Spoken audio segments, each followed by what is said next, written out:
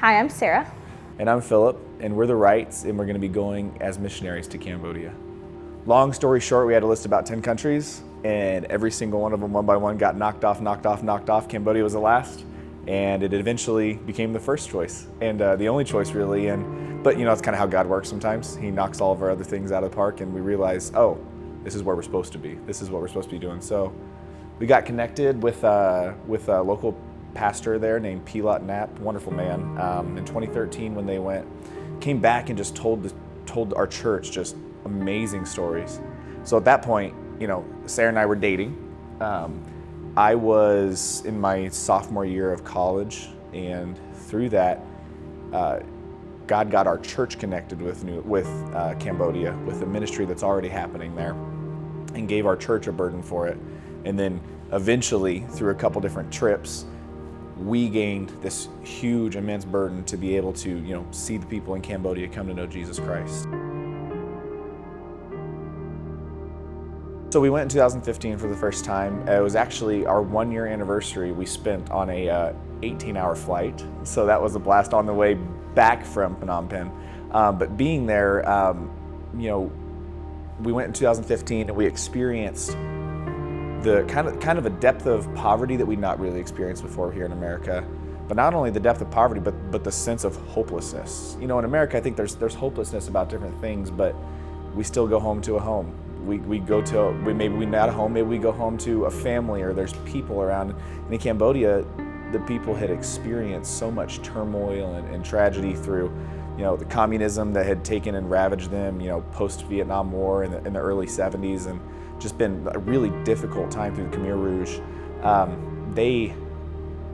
I would say that going there, and the first time in 2015, opened up our eyes to the fact that, okay, our world in Wabash, Indiana is not the world, right? It was something that really opened us up to this fact that God is doing something other places, and the ministry, the gospel work that was already taking place in Phnom Penh and there in Cambodia and out in the different provinces was something that it was infectious to us. It's like, oh wow, this is what God's doing. And if we can be a part of that, it's exciting. There's no BBFI missionaries in Cambodia currently. We'll be the first ones, and going through the WIN program through the BBFI, we're really excited to take kind of our specialty through health with Sarah and through sharing the gospel together.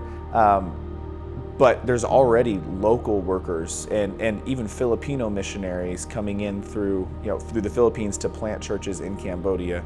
So even though we'll be the only American missionaries through our fellowship there, there's people who are already doing the work that God's called them to do there. For me, the biggest challenge is probably going to be the culture difference. They have like a very polite culture, whereas in America you can just tell people what you think and what you feel, and in Cambodia that's pretty rude. You can't say no. So I think that's going to be really difficult because I'm a very straightforward person. For me, one of the most difficult things will probably be recognizing my place in the ministry there and trying to understand what that's going to look like over the course of years. Right now, I've been a youth and worship pastor for 8 years at one church. This is going to be a whole new culture, a whole new world, and it's exciting, but at the same time it's a little daunting. I'm not exactly sure what to expect. What we really would like to do is do like a mobile clinic and like start churches with clinics, especially out in the provinces, because they don't have a lot of access to even clean water, let alone health care, out kind of in the countryside. So what we would like to do is bring, some health care that I'm able to provide out there, and then share the gospel through meeting their physical needs. I know this is true, and it's so cool working at the church for the last 7 or 8 years. Missionaries always say, first and foremost, I never fully understood it, we always need prayer, first and foremost. That is the most important thing we need. And I hear them say that, but now that we're preparing for this in our own heart, in our own minds, in our own journey, it's, oh yeah, without God, none of this is possible. And God's people praying and seeking God's face for us, and then praying also about what God would have them to do to join us, financially. We will need monthly support to be able to reach our goals.